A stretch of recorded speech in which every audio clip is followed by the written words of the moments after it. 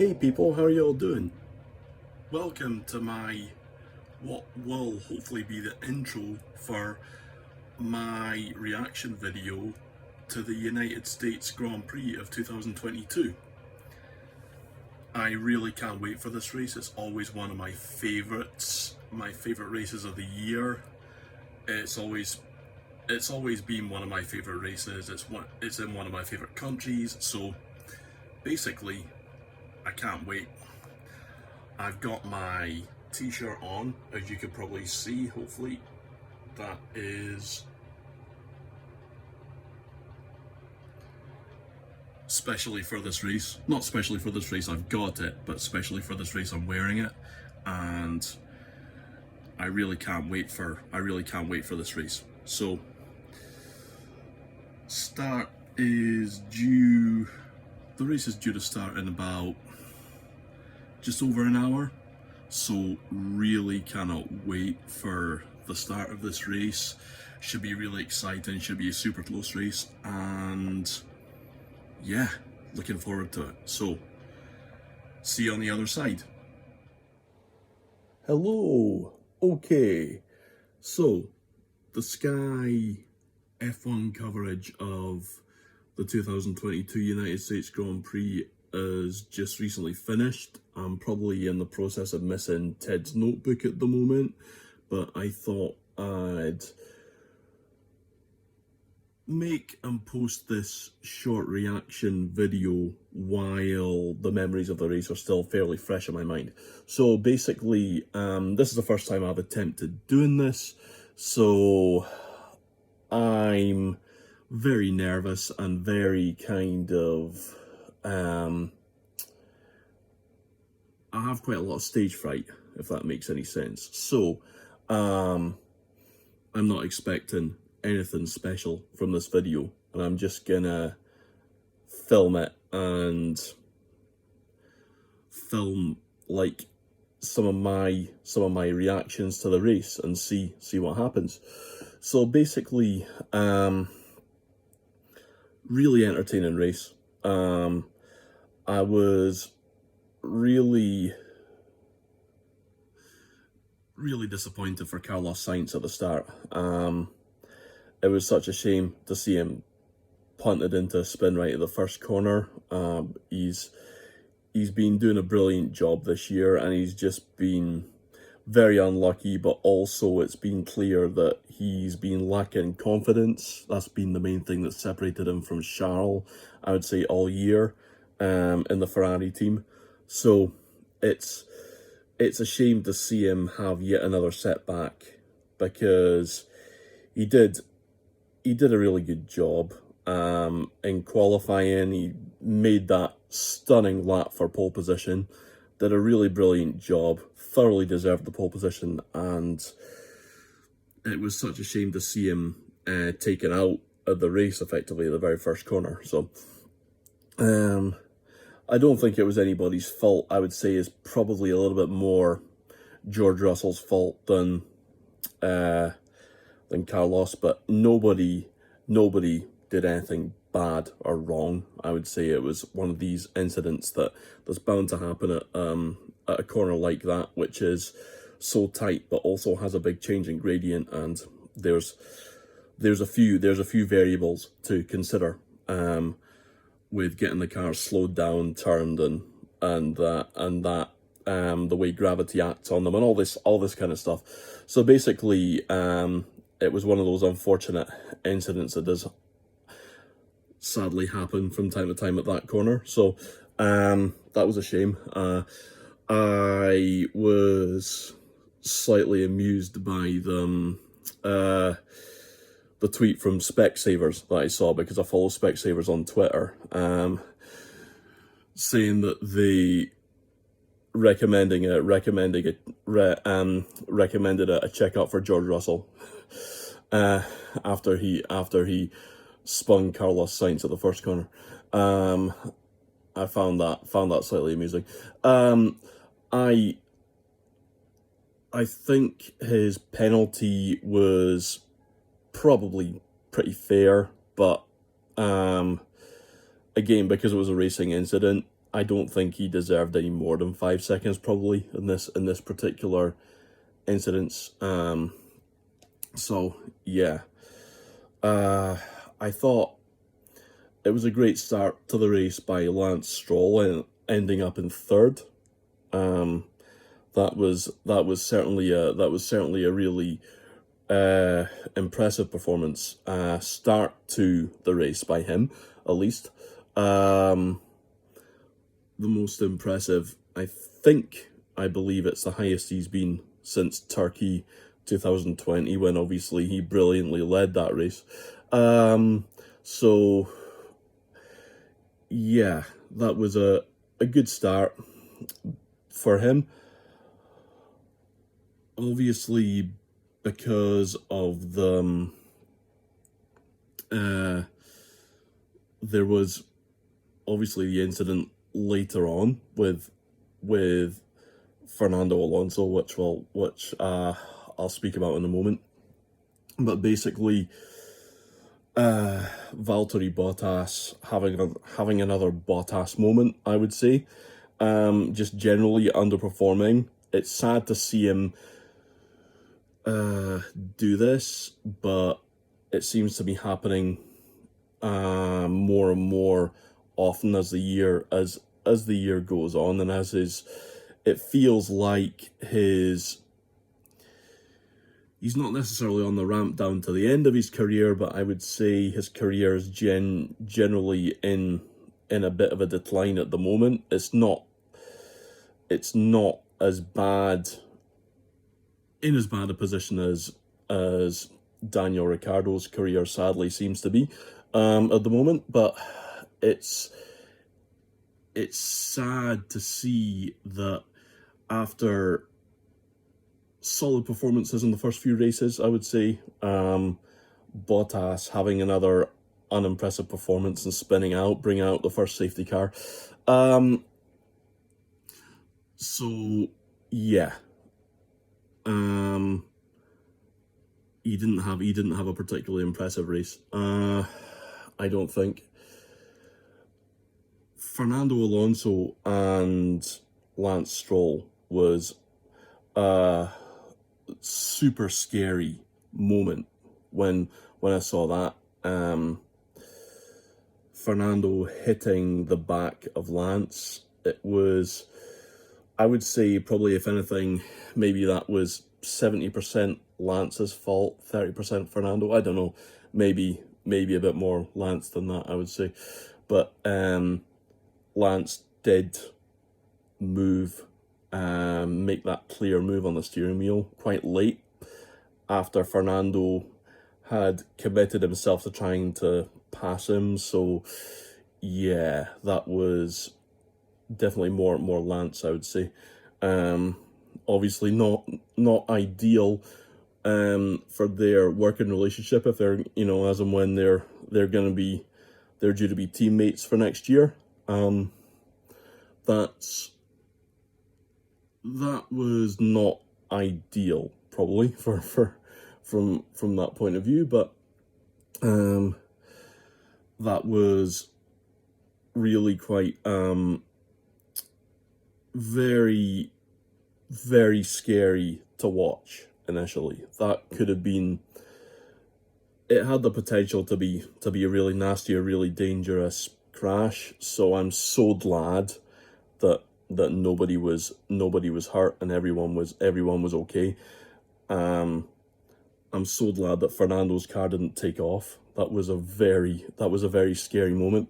And I was really impressed that Fernando was so fine, in such good shape still after it, because it was a scary accident and quite a violent landing as well, but also how well the car stood up to it.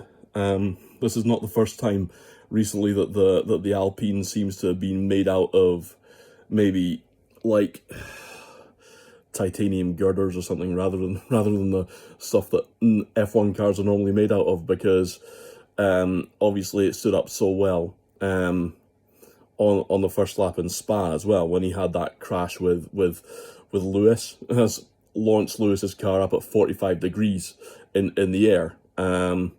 Spectacular crash, and Fernando's car was essentially okay still after that.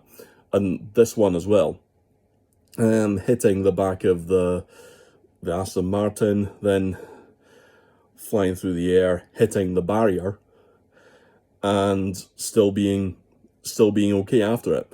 Although obviously the wing mirror, his mirror did escape.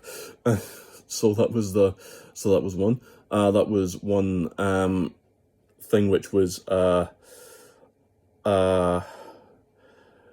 amusing. Well, amusing because obviously everything ended up being safe and nobody was hurt. So because obviously we, as fans, we love this sport so much, we love watching it so much, but we don't want to see anybody get hurt or be put in danger.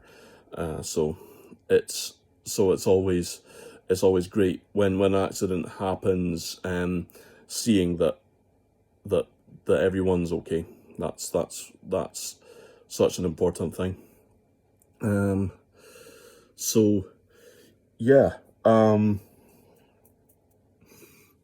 there's the battle for the lead was amazing. I'd say in the final stages, there was a nice little sync from 10 years ago, with Sebastian Vettel leading the race, and then Lewis passing him for the lead was really nice, even on almost the same lap that it happened 10 years ago, lap 41 instead of lap 42. So it's really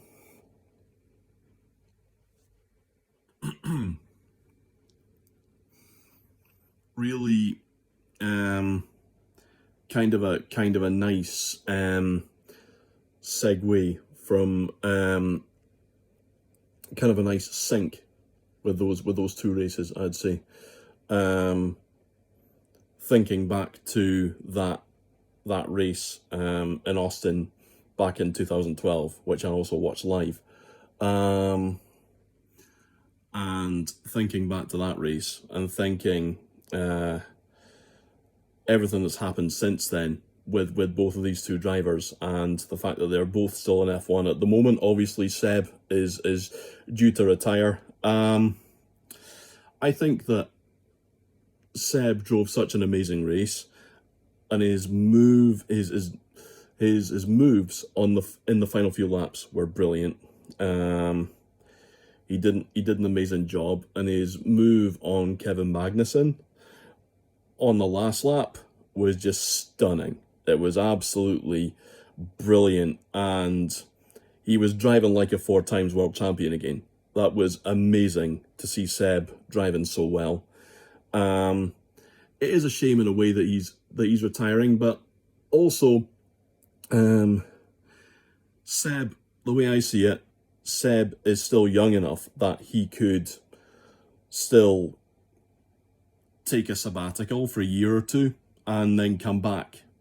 There's no reason why he couldn't do that. If maybe it'll be up to him, but maybe he could still take a break and then come back if he wants to, as a rejuvenated Seb. Personally, I'd love to see that. As someone who's always been a fan of Seb Vettel, I would love to see him back at some point in a more competitive car as well. I think that since 2018, middle of 2018, basically, he's basically lost his mojo, lost his confidence, and it's just spiraled into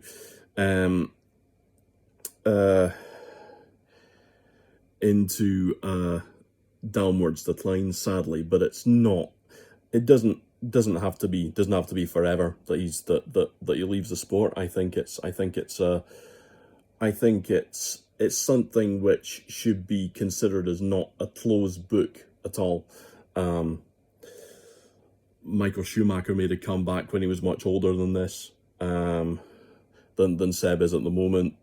Fernando Alonso made a comeback when he was older. So I don't think it's necessarily the end of Seb Vettel's career personally. I don't believe it's the end of his career permanently. It doesn't have to be. It doesn't have to be. He can come back easily, especially with being a 4 times world champion. I'm pretty sure that he wouldn't find it difficult to get back into the sport, get a drive with one half decent team or another, basically, at least, with those kind of stats in his favor. He wouldn't find it difficult to find a drive at all and make a comeback. I'm pretty sure of it. So he drove brilliantly today.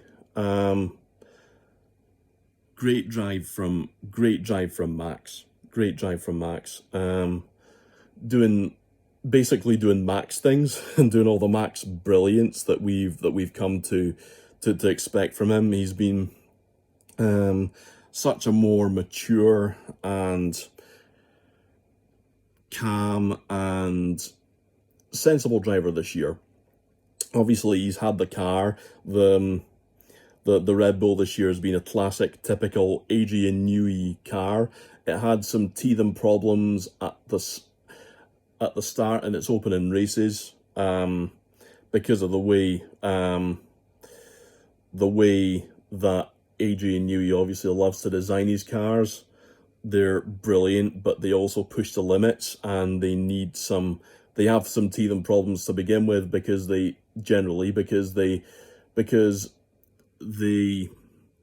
push the envelope so much on performance, and they basically they're out with the comfort zone, and they have to they take time to get it takes time to get them working properly, basically. But once that description wasn't great. I'm finding it difficult to find exactly the right words, but basically they have teething problems to begin with, but once they're up and running, they're just unstoppable. And this was another example. This Red Bull this year has been another example of a classic Adrian Newey designed car. Once it gets up and running properly, it's just unstoppable and amazing. So Max has certainly had the car to be in a strong position, and to not have to push necessarily to the limits, but he's also shown so much more maturity this year as a driver. So obviously in the radio this race, he wasn't happy after he wasn't happy with the team on the radio after his pit stop, which obviously is the pit stop where he ended up being delayed by about 10 seconds. Was that 10-second penalty he didn't need, one which ended up being given not by the FIA but by a mistake from the team.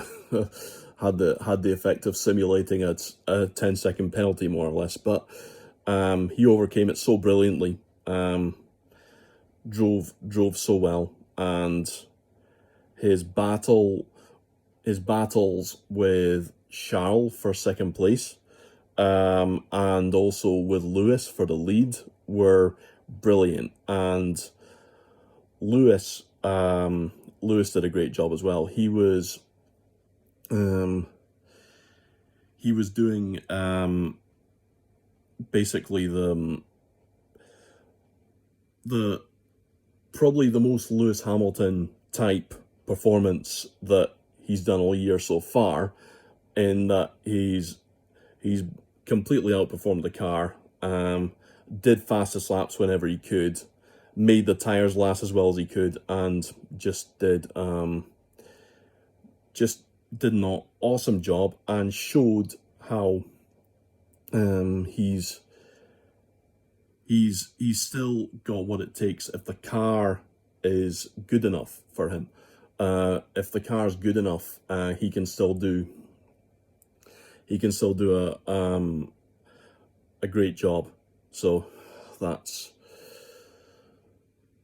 yeah, great battle for the lead in the closing stages between Max and Lewis. Certainly Lewis wasn't giving up, which was great. He pushed as hard as he possibly could, till his tires completely gave up, which was classic Lewis. He just doesn't give up, and that's what makes him so awesome to watch.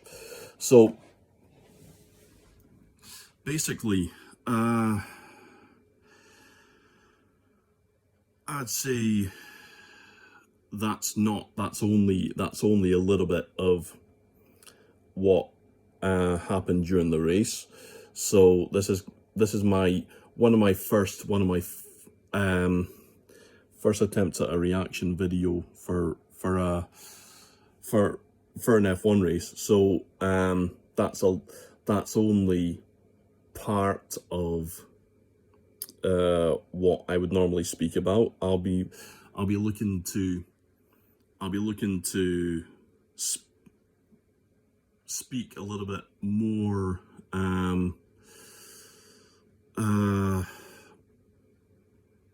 completely about races in future when I make these videos. I wanted to say a little bit about Red Bull as well, doing a brilliant job on winning the Constructors' Championship. Thoroughly well deserved. Brilliant job. It's such a shame to hear this weekend about the loss of Dietrich Mateschitz. He has not been... This might seem like a big statement, considering that he appears not to have had such an active presence in the sport as some of these people that I'm going away to mention. But I think that in terms of the influence that he has had, both directly and indirectly, on Formula One with Red Bull, I would say that he deserves to be ranked up alongside people like Enzo Ferrari, Colin Chapman, Jack Brabham, for example.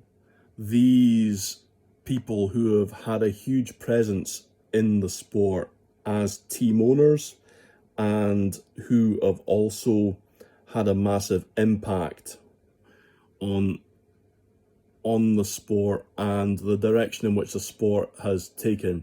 And just off the top of my head, the influence that Red Bull have had in F1 has just been massive. More and more in recent years. They've had, it's not just that they've had two teams, they've bought two teams in F1. They've also had such an impact on the sport. There's a racetrack named after them. There's so much that they've done, and I think that basically it's helped to shape the sport and influence the direction in which the sport has begun to go, and in a positive way. And Dietrich Mateschitz has been responsible for that. So even though he might not have appeared to be at many of the races, even though he might not have appeared to have had an active presence in the sport as such, I think he has, either directly or indirectly, had a huge positive influence on Formula One over the last 17 years, 18 years really, as late 2004, that Red Bull bought Jaguar. So late 2004, very end of 2004, beginning of 2005. So I'd say that, yeah, it's 18 years really. But I think that that deserves to be acknowledged as well. So big thank you to Dietrich Mateschitz for everything that he's done and for the positive influence that he's had.